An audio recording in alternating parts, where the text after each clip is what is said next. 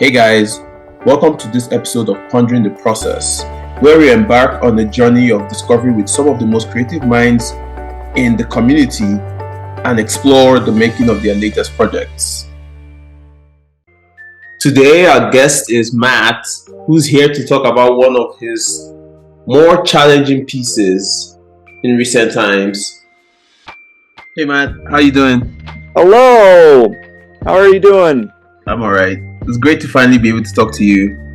Good, yeah, man, it's great. Glad to make your acquaintance, sir. Same here. Thank you for taking the time to do this. I really appreciate your presence. Anytime, man. Anytime. Woo!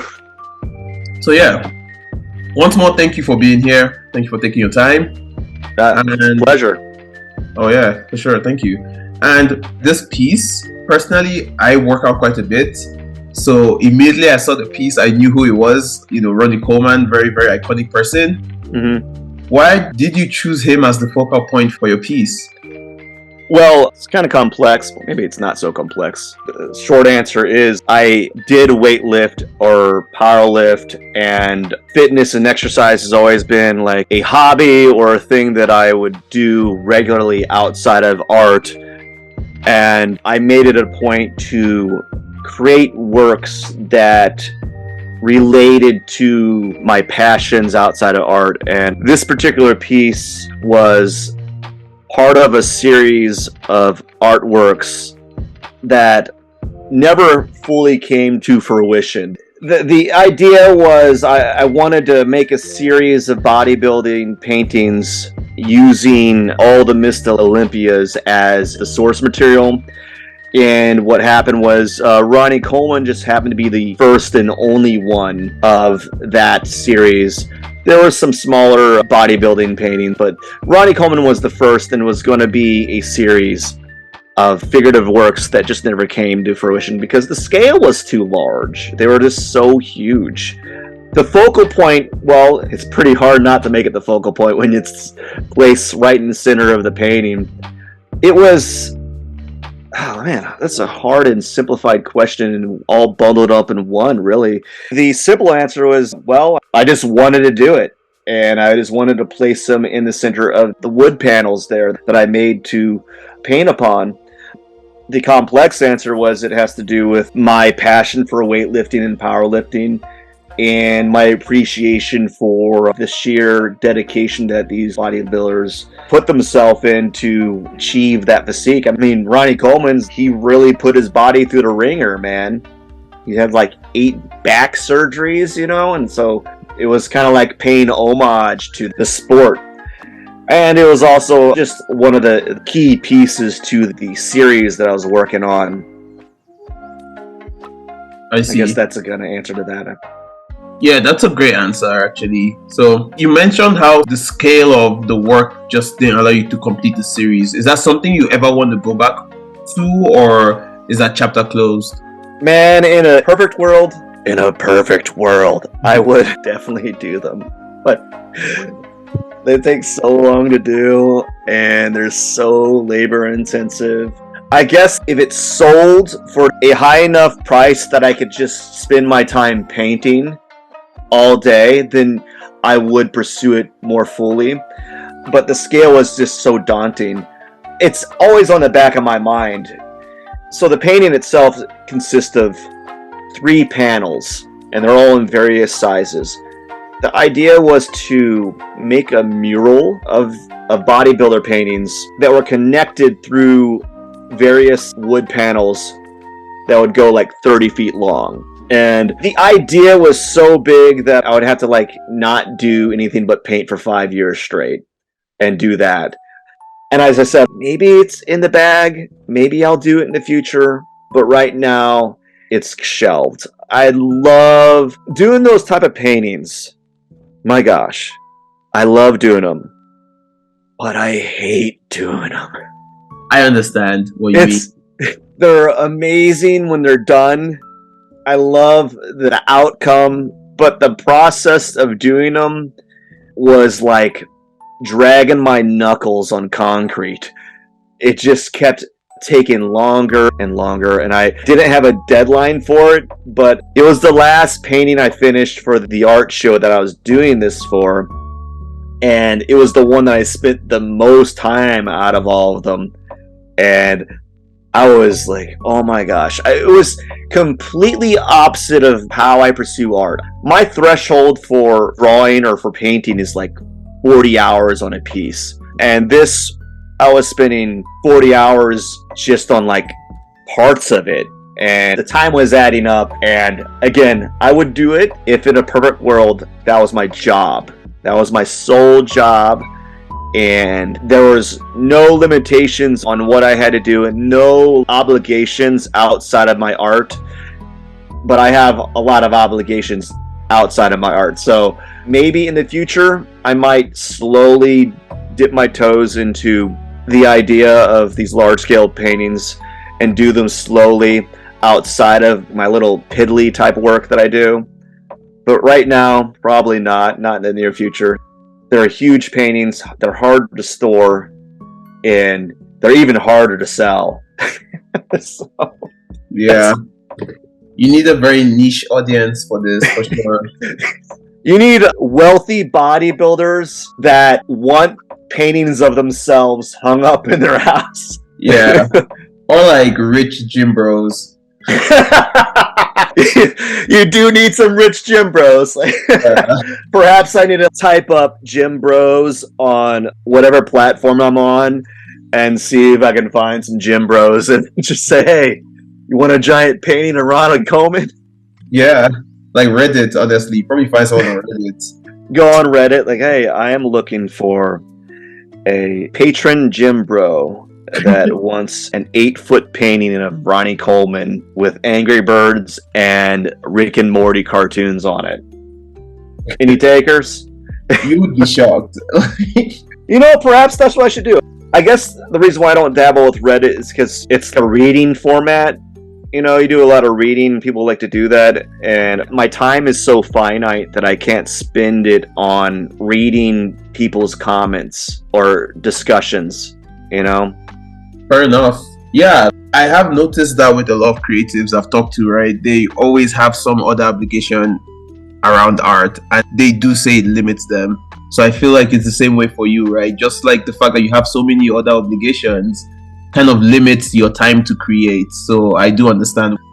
Yeah, I think all these social media platforms, a lot of the artists are either faking their success or they don't have as much free time as they are espousing, maybe. I don't know. But like, have you ever heard of the Pareto distribution? Oh no, can you walk me through that? So the simplified version of it is the 80-20 rule. And so the guy, his name is Pareto, and he found that, like, let's say that you have a store and you sell product at your store. 80% of all your sales from that store comes from 20% of your customers. So if you apply that to artists, it's like 20% of the artists probably in the world are successful in the sense that are making enough money to probably sustain or do really big things. And then the other 80% of the artists are either doing well, but you know, they might have to take these side hustle job from time to time, or they might have to work part-time to full-time to subsidize their art careers to some extent. Like a lot of artists in like New York, they're taking, man, I can't imagine working in New York, being an artist there. A lot of them are doing like third shifts just so they can make work and be in gallery spaces. You know, my gosh, I don't even know what I see. I had aspirations for like New York, and then I'm like, yeah, I don't know, man. This is a lot of work just to kind of make artwork there when you can easily. I don't know where I was going with that. No, you're good. Fair enough. I get what you're trying to say, though.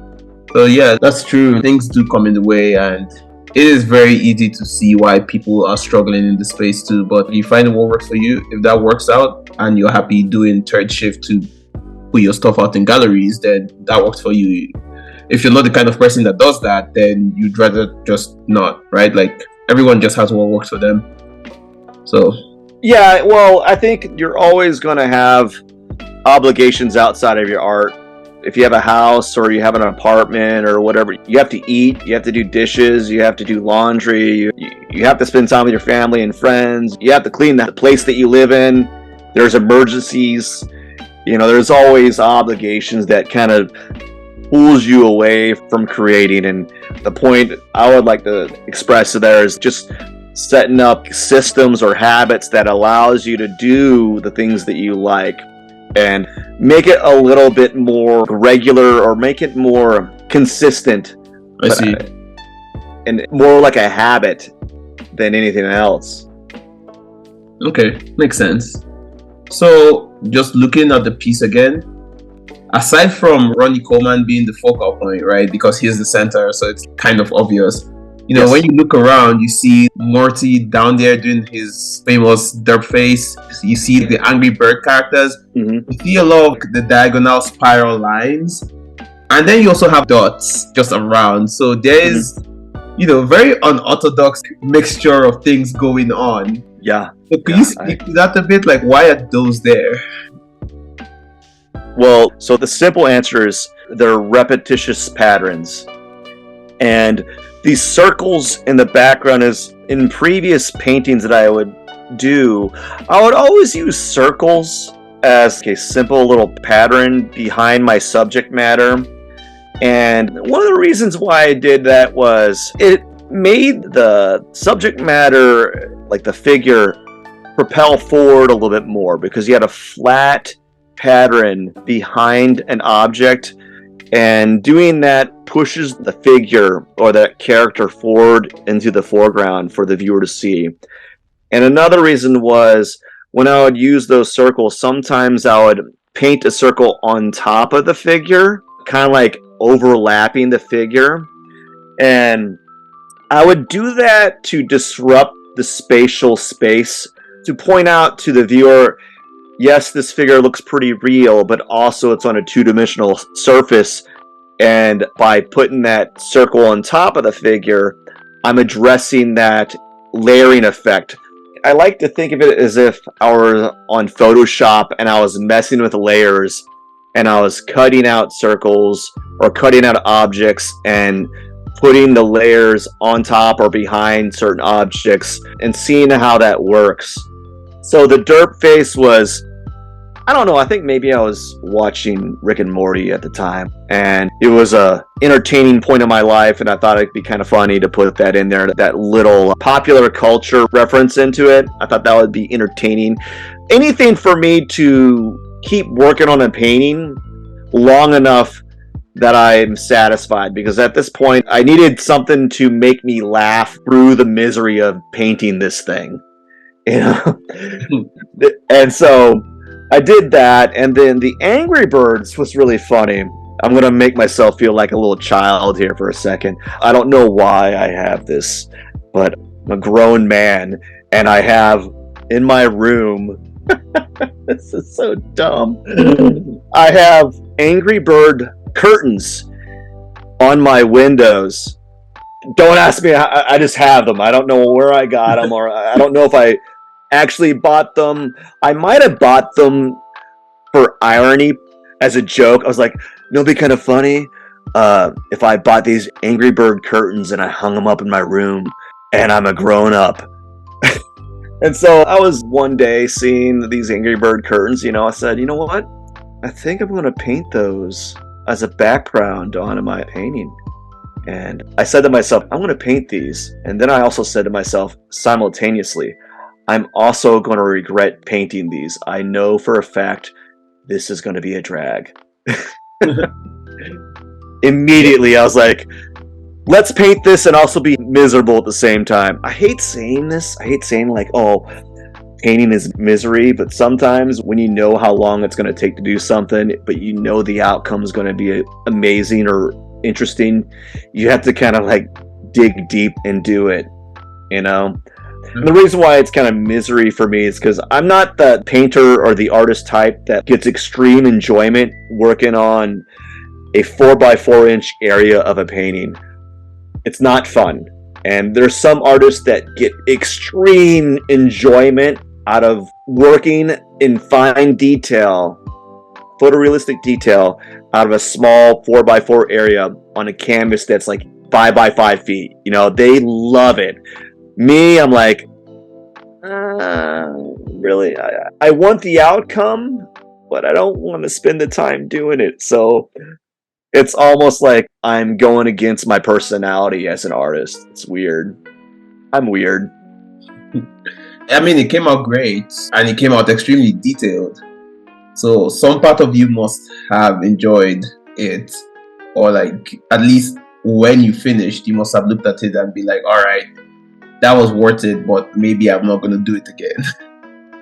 It was definitely like a rock had been lifted off my shoulders. It was like a huge burden had been relieved from me once I finished the painting. And I did the whole painting absolutely backwards. I did it backwards. I had the initial idea of painting Ronnie Coleman. And then I started adding panels to Ronnie Coleman. Then I started adding design elements, your Morty derp, your Angry Birds, your diagonal stripes, after the fact. What I really should have done is I should have planned out those aspects at the very beginning and saved myself about 6 months worth of painting. I see. But sometimes things evolve. So exactly. Yeah, so sometimes you just don't know, right? You had a certain vision, but as you put that vision on paper, right, it just evolved and you went with the evolution. Exactly. The way I used to paint, I would make things as difficult as possible, adding new elements, playing around with the painting, and then trying to come up to a final solution.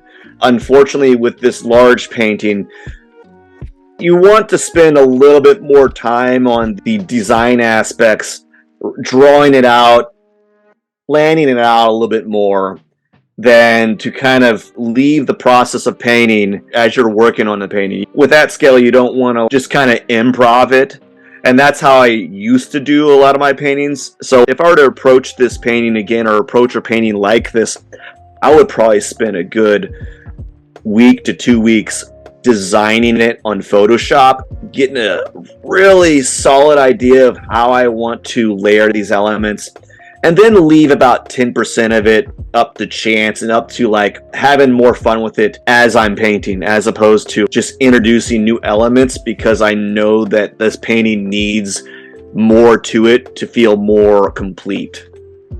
Yeah. So was the very irregular canvas shape that you have there also after the fact, or was that something that you wanted from the get-go? So originally the plan for that painting was I wanted it to be a reverse pyramid. I actually had a few more panels that I was going to put below the legs, and then I think I had one 6 foot long by 2 or 3 inch wide panel that I was going to put on top. So it was going to be like an inverted pyramid. And I thought that would be super sweet. I just thought it would be a really cool idea to have a pyramidal type shape to the painting. I never got to it. I think one of the things was time was an issue, but also I didn't know how I could balance the painting by itself as it got more narrow, because I was laying it on the floor. So I just kind of scrapped the idea and then just kept working on what I had. I mean, again, the outcome, pretty nice. It was super nice. Yeah. And it's so realistic, because I would imagine bodybuilders, right, are like the pinnacle of human physique in the case where their bodies are detailed, and you seem to just capture that so well. So it looks so photorealistic. It was very challenging because the thing about using photo references, I'm taking a photo that's the size of an 8x10 paper, and I'm blowing it up to 8 feet or whatever size it was. You have to kind of fill in the blanks with the information that you have. Some areas of the photo, you don't know where the body begins or ends. And I struggled quite a bit, actually, with the face and the figure and just figuring out how I wanted to establish the entire figure. But I think it turned out really well with the handicaps that were in place regarding the photo. And there's degradation when you increase the scale.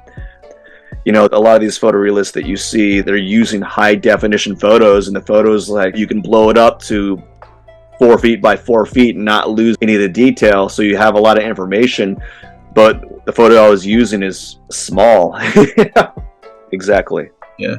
All right. So based on that, I wanted to ask, could you tell us a bit about your creative process? Like, how did you approach this and transform it from the concept to completion?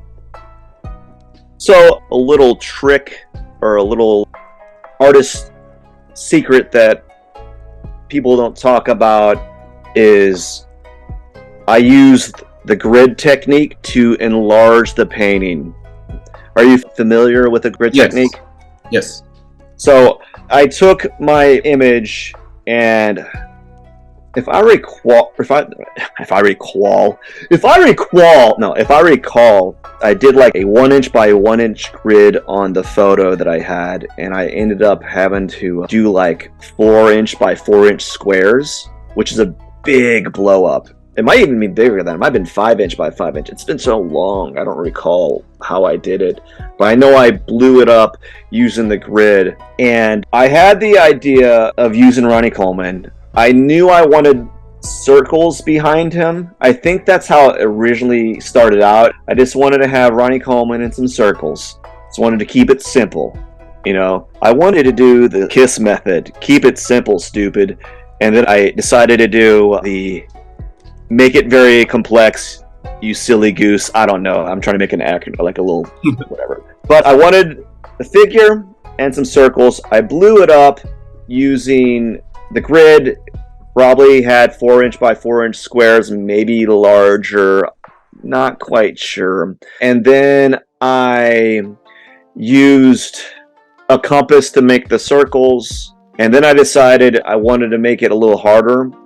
What I did was a technique called Grisaille, and a Grisaille painting is what a lot of the old masters used to do for their underpainting. And basically, Grisaille is a fancy way of saying, I'm going to paint this painting in grayscale. So it's going to be black and white, so like grayscale. And so I painted it in grayscale before I even added color to the figure. And if you were to look at the painting in person, you actually might find areas of gray on Ronnie Coleman. And I would purposely leave areas with lesser paint so that you could see some of that. I think for the most part, you can see some of it maybe in the legs, maybe in parts of the arm. But the more time I spent on areas that I wanted to focus on, which was like the face, the torso, and the shoulders, and I kind of like did less and less work on the forearms and the legs and the mid to lower torso. Yeah, which I can see too from the legs, like the veins on the legs, right? That's definitely something that you left in there with grayscale. Yes, that was the Grisaille that is showing there. Typically, you don't necessarily want to do that. It makes the painting take so much longer to do because you're doing the painting twice. So you're doing it in a grayscale and then you're applying color on top. And the reason being for doing that was maybe at the time I was a little scared, a little nervous, or maybe I wanted to understand the value and the volume of the figure at the time. I don't know what my motivation was for doing that. In hindsight, I thought I was maybe a little bit silly, but who knows? You don't think it really added any value? Oh, it did. It was silly in the sense that it was just another thing to do to the painting. But it did add value because I guess for like painting aficionados who really look at a painting would see that and like begin to ponder, like, oh my God, did this dude do a Grisaille underneath this? Because if so, wow, wowzers, wee wah, you know. Yeah. So there was utility in it. I like to show layers, and that was just another way of expressing layers in the painting, you know. And most people, it would just pass through them. They wouldn't even notice that, But for painters that have an appreciation for painting, they would see that and be like, wow, that's some high level stuff there. Or at least I like to think that. Maybe I'm just overtly bragging. I don't know. Or just doing that kind of stuff just to kind of do it. I don't even know. I don't know, man. It's almost like you put in an Easter egg. Yeah. It's still a dumb Easter egg. Why would you do that? It's an Easter egg, that's for sure. Yeah. I mean, we did talk about how the painting is kind of made for a niche audience anyways. So this would be just another thing for a niche audience. It's more for people who appreciate, or for more experienced painters to appreciate the effort. Yeah. Yeah. I think at that time in my life, I was trying to challenge myself with the painting medium. And what more of a challenge than to do something that I don't normally do in my paintings, which was to do a grisaille and to see how that would affect the end result. And I think it was a good thing because I was struggling a bit with the form. I was struggling a bit with the face.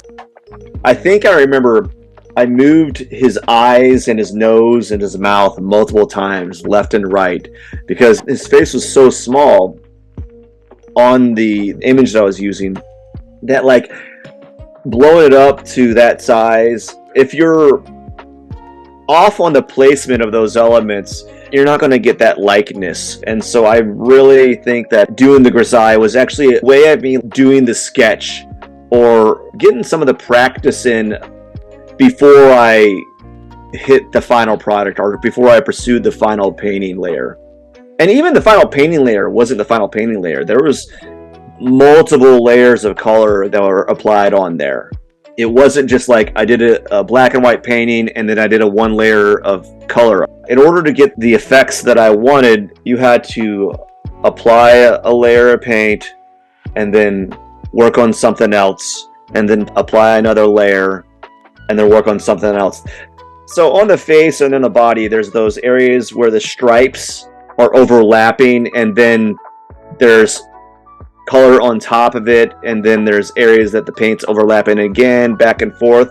You're only able to get that tension by applying a stripe and then painting on top of that stripe and then maybe reintroducing that stripe to some extent and then painting on top.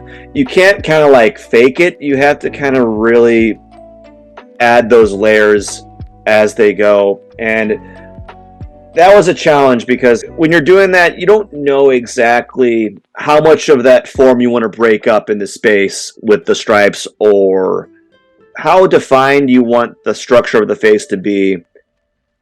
And you're just kind of playing with that tension. After a while, though, you have to say, I've been working on his figure, his face for a while, his body for quite some time. You're just going to have to say, it's done. And move on with it, because with that style of painting you can just get lost into destroying the painting, adding back to the painting, destroying it again. You ever see those videos on YouTube, TikTok, Instagram where someone will do a painting of a face and then they'll take a printmaking squeegee, cake it with like blue paint, and then just smear out the face and then paint on top of that? Yeah. Well, that's essentially what I'm doing, but only instead of doing it once, I'm doing it like 7 times. And for the most part, you don't really notice it because it's so small a detail that unless you documented it, no one would know. As I said, it's not like the paintings where the person takes a squeegee and smears out one area. It's more like, I smeared out an area, now I'm going to repaint on top of that. Maybe I might leave a little bit of the previous layer showing, maybe not. Maybe I might paint the entire thing all over again because I'm a glutton for punishment. I don't know. I'm kind of crazy. That's what artists are. Yeah, people always say that for you to be a bit creative, right, you have to always be thinking out of the norm, which is kind of a polite way of saying you have to be crazy. So Yeah, I was kind of practicing the definition of insanity where I was doing the same thing and hoping for a different outcome. So, so it looks like this piece was pretty challenging just in general. So what would you have done different if you had the chance to go redo it again? Because you've mentioned some things like, you probably would have liked to take a week to maybe map it out more on Photoshop, right? Or you might not have done the Grisaille thing, but is there anything else in there that you would say, okay, this did not need to happen, and if I was to do this again, I wouldn't? I would plan it all out in Photoshop first, to the T, almost, and leave about 10% to 5% of it to chance. I would have done another Grisaille because I like the outcome of it. So that would probably mean what I would do is after I planned it out on Photoshop, I would convert the file to a grayscale so I would know exactly how I would deal with the tones. How would they look like in grayscale as opposed to kind of guessing using the color photo. I would have all the panels ready. I would know exactly the shape that I wanted it to be. And I think that would have saved me 50% of the time. Probably would have gone a lot quicker if I had did that. Even with the Grisaille tacked on, I learned that if I were to pursue paintings at that scale, I want 80 to 90% of it designed and planned out prior. It's just too much of a headache trying to problem solve compositional problems at that scale, because as I stated earlier, when you just have the figure and some circles and you find out that it's not what you thought it would be, right? I was looking at it, I was like, it's a cool idea, but for the size of the painting, having a figure and some circles just seems very bland. I think it needs a lot more. And so I started revamping the composition, which is why you got the Morty derp and the added elements of Birds on top of the circles. So you have like multiple layers there. And I would spend a lot more time on the planning. I would definitely know how many panels I'm doing ahead of time, as opposed to kind of like just grabbing the panels that I had in stock. Because for a long while, I was just making wood panels and attaching them together. And that would allow me to make large paintings. Because I couldn't just make an 8-foot by 8-foot painting. I wouldn't be able to take it out of the house. It'd be stuck in the door, Yeah. I'd have to use smaller panels. And that allowed for more creativity with the composition and how the painting was shaped. So I guess let's do like a little 3-parter. I would plan more ahead of time. I would know 90% of the composition. I would have all the panels ready. Save myself a lot of heartache. I think that's what I would do. And I pretty much know if I'm going to pursue paintings like that again, I'm going to plan it out ahead of time. I know that that's the best way. Every time I did a painting of that scale and I had a good plan, it went so much smoother. I had a painting that I did that was bigger than that painting, and I got it done in 3 months as opposed to 12 months, So it's just very helpful to plan it out. No doubt. Okay, I guess that makes sense, right? Because of the scale, especially. Like if it was a small painting, maybe you could get away with not planning as much, but something of the scale, I see that, yes. Yeah, when you make a mistake on the scale that big, you got to spend so many more hours correcting it. On a smaller painting, you make a mistake. If it's like an 18 by 24 inch painting, you make a mistake, you can fix it in a session.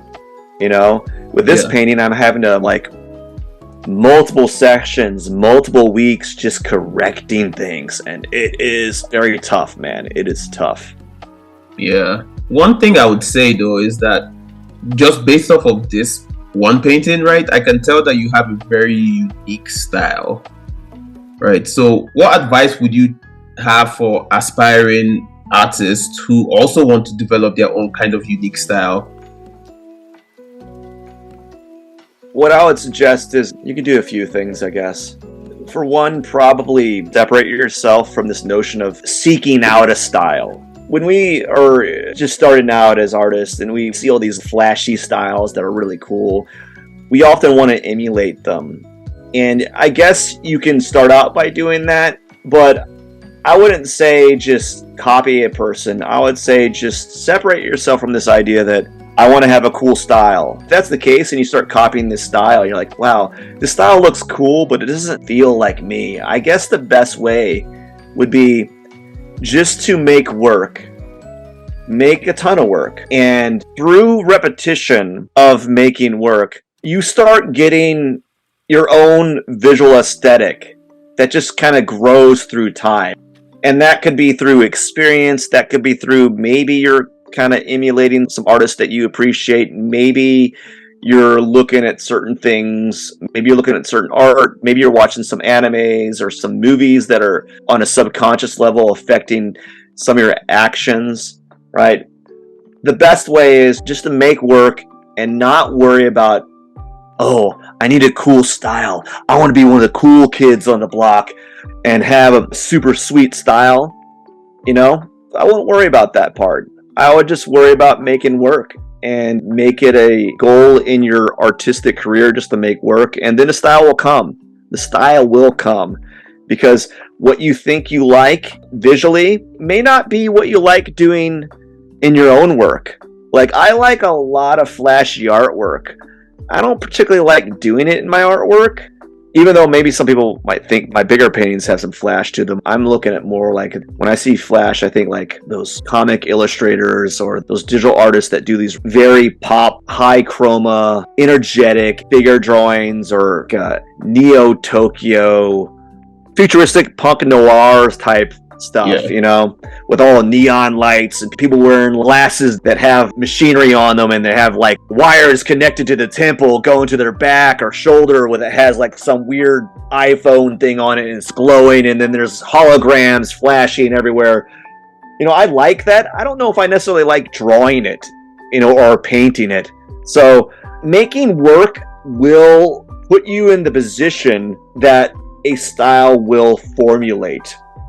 Another way is to copy the people that you aspire to be, you know, or copy their works and see how that fits in your drawing or painting repertoire, and see if that's what you like. You know, make iterations of other people's work, make iterations of your own work, and through time and repetition and just the act of creating, that's when your style is formed.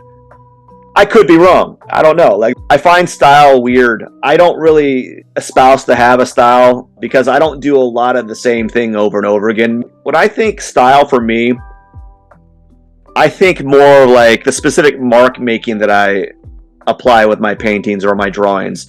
I think those are more like a stylized choice to me than like the visual outcomes. I don't know. Does this make any sense? Probably not. No, it does. It does. I see where you're coming from. You're telling me what worked for you.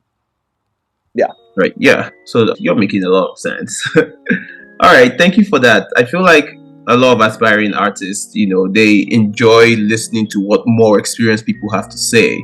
And so, like, what you've done is give a ton of people advice without even realizing, like, there's going to be a ton of people that will watch this video who are just starting out and will end up immediately skipping a lot of the challenges you had just because you made it clear that, okay, I would probably have done it this way versus that.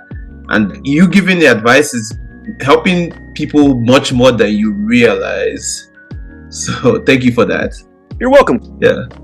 Okay, so that's all the questions I have regarding the piece itself. Now I just wanted to talk to you about the Udocreatives app, right? So I was wondering if you had already downloaded it and just given it a look. Yeah, I've been messing with it. I find the journey aspect interesting, like the take you in a journey tab or theme that you have to kind of show the process of your work. I think that's pretty interesting. I also like the glance idea where it's 7 days. That's kind of cool. Instead of 1 day, it's 7 days. I think that's a good idea. The posting part, I kind of like the fact that you could put a URL in there, like a YouTube URL. That's kind of cool. I think what would be really cool for that is if you could like just input all your social other platforms and it is already in every post as opposed to personally typing that in each time. I don't know if that's possible, but I thought that was a really cool little thing, like to be able to put like a YouTube URL as a link. You know, that was a nice idea.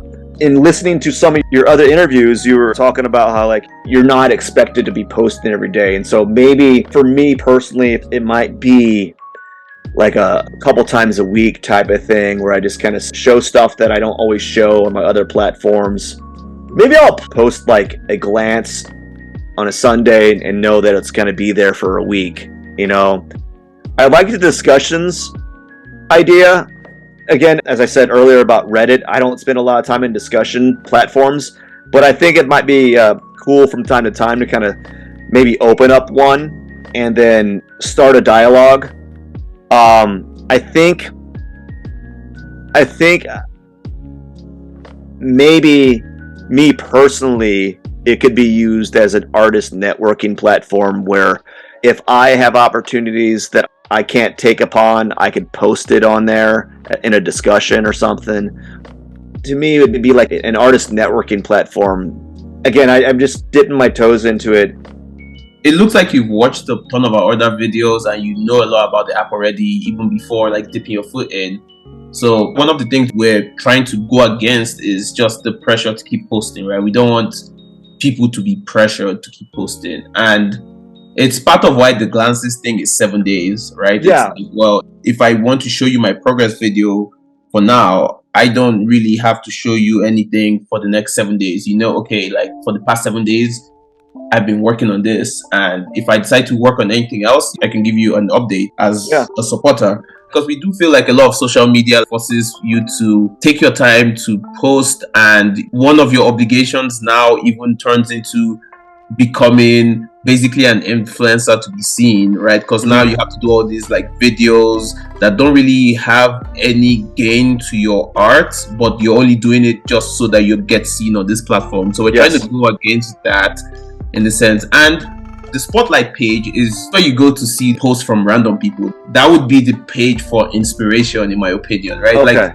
your feed page, so the place with the home button, is just people that you're subscribed to. Okay, so that makes sense. Exactly. So you see people that you're subscribed to on your feed page, and then your profile page is just your profile, right? You see all your private stuff.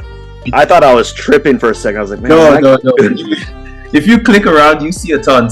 The spotlight page is the second icon, right? You click on that and immediately you see a ton of just inspiration material. You see a ton of discussions.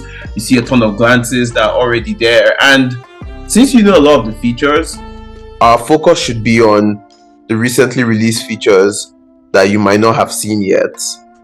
One of them is called events. So we're basically allowing people to post about creative related events, and you can post pictures and videos from said events, right? You can also look for events around you, those kind of things, so you can get more connections with the community. And then another thing we've added is the collaboration feature. So it's pretty simple. You just go to an artist's profile, you hit the collaboration button, and then you wait for them to say, okay, hey, I would like to collaborate with you. And then basically what happens is you have access to each other's details, right? Like as much detail as the person you're collaborating is willing to share, right? You have access to their details, and then you can even go off the app and decide to collaborate as much as you want, right? Like there's no pressure to stay on the app.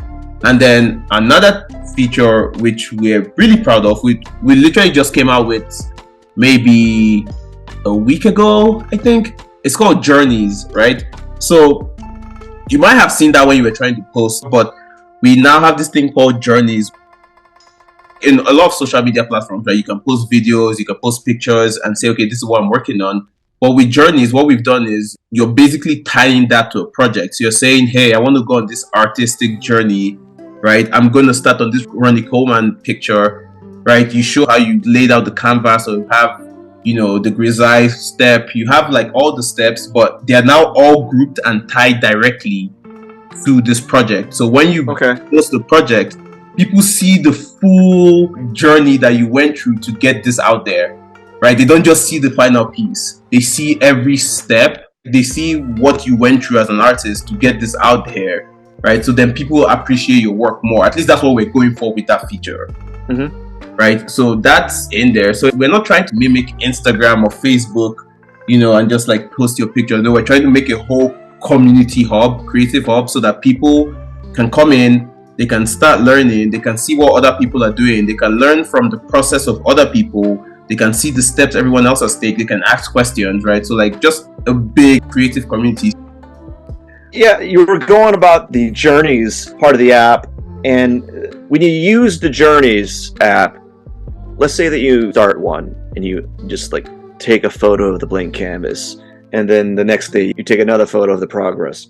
Does it save the photos, or do you have to keep your photos, make a folder in your phone, set it aside, and then upload all the images? Or do you start a journey and you take a photo and then it auto saves it onto the app, and then later on you can just take another photo, etc., etc.?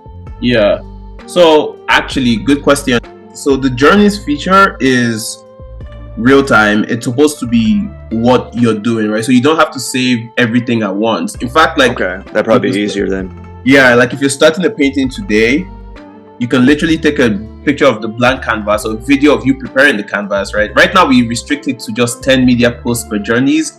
Okay. But you can basically be like, oh, okay, like what you feel are milestones that you would like to share. Yeah. So if you go in there, you post the canvas, like the blank canvas, and say, this is how I prepped my canvas. You put a 30-second video there just showing how you prepped your canvas, right? That could be the first thing on your journey. And doesn't mean that you finished the work. It just means like, okay, this is how far I've gone. And the good thing about journeys is that they are kind of regarded as permanent glances, right? So if you put a video of you preparing the canvas today, or if you put a video of you like at the stage where you're doing the Grisaille method, what happens is it doesn't show up in your glances in your feed page, because technically that's not a glance that you posted, but in the spotlight section it shows up as a glance, so people can still see that, oh, this is what he's working on, this is part of the journey. That okay. So we're looking forward to this piece in a so sense. So it's like a Instagram story or reels that is compartmentalized into a one post. Yes, exactly. You're grouping the videos, you're creating hype to say, oh, this is what's coming, this is where I'm at right now, this is where I'm coming, and everything is pointing towards this one goal versus just like littering different stories. Because if you look at a lot of people's profiles, right, you see they might have, oh, this painting they're working on, and then the next post is this painting they're working on. So it gets kind of difficult to pinpoint what exactly fits where, right? Like, oh, I'm working on 20 things in parallel. But this entire process, this entire journey, right, is to get to a certain outcome. And then whenever you finish the piece and you post it, right, anyone who goes to your page can literally click on the journeys icon, which is just a turtle, right? It's on the page. They can click on it and they can basically go through the journey with you and be like, oh, okay, this is what went into this painting.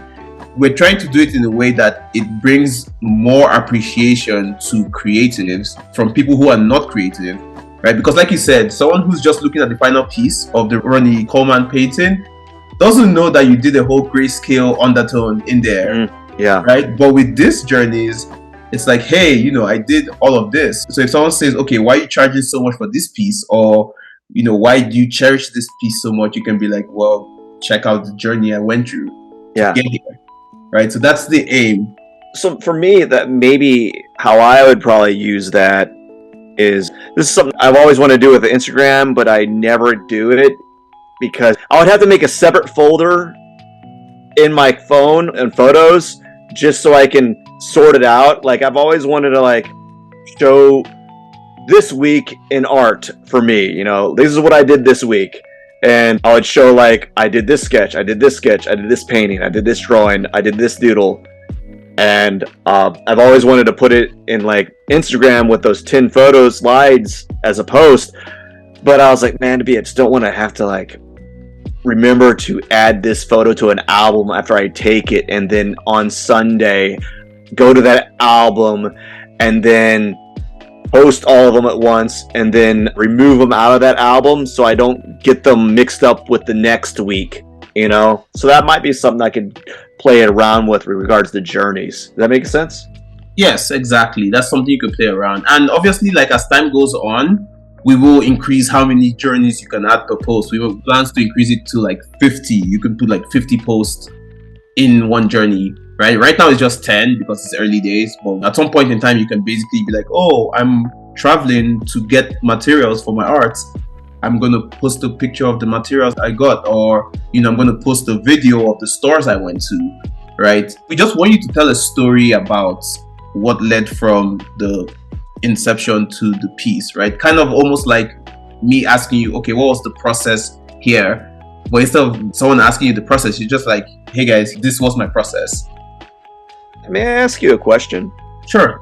What is your guys' intention with this app? Like, what's your goal? Like, do you have like a 1 year or 5 year goal, like milestone mark? How do you see yourself in the social media market regarding these art and social media apps? How do you see yourself against like the Photoshop, Behance? How do you see yourself against? Are you familiar with Deviant art? Yeah.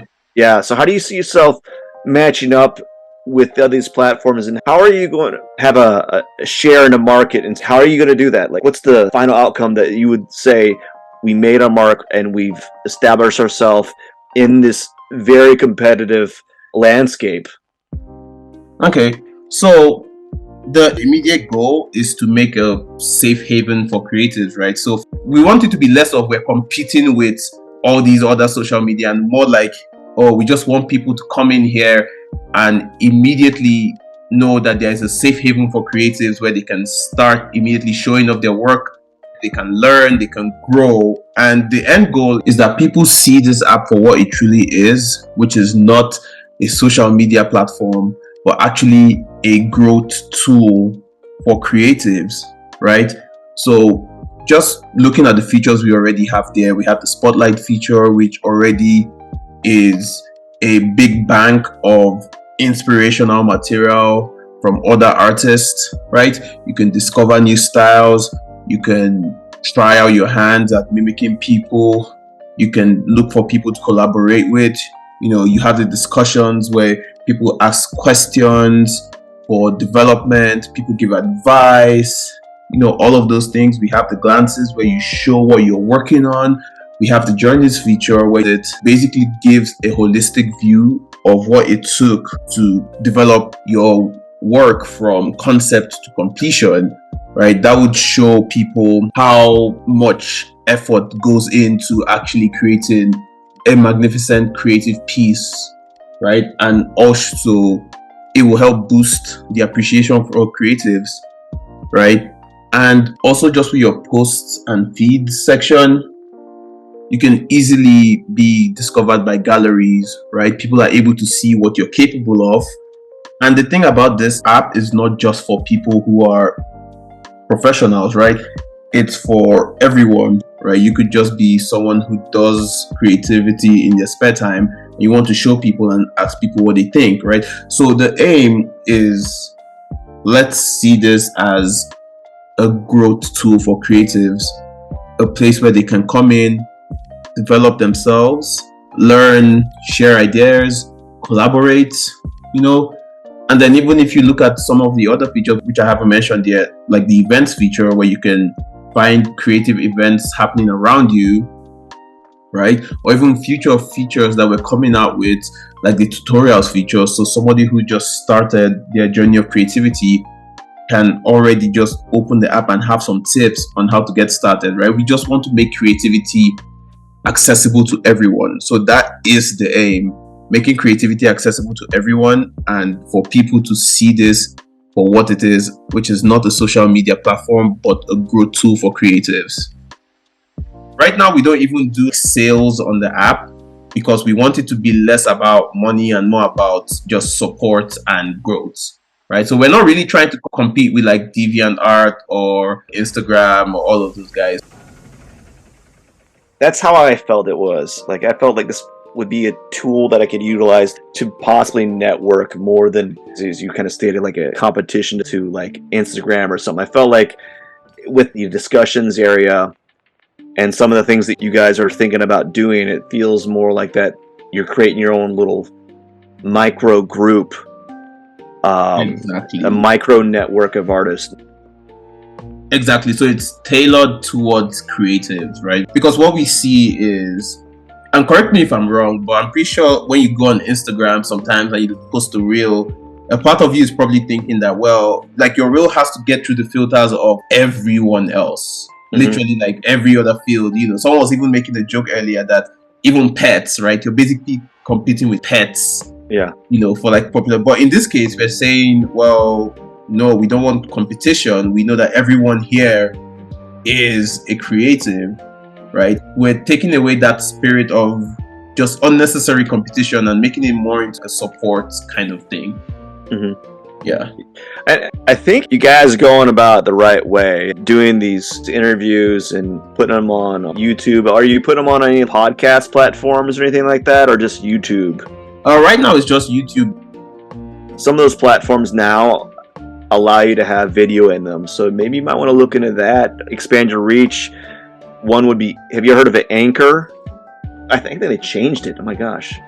It's something off Spotify now, but it used to be Anchor, and you used to be able to create a podcast, and then they added a new feature that you could add video to it.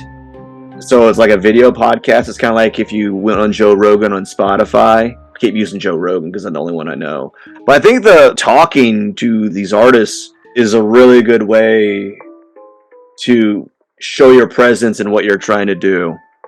It's not like a Facebook or TikTok or Instagram, so I think that's really cool. And I think that's probably a really good way to go about it, to be honest with you.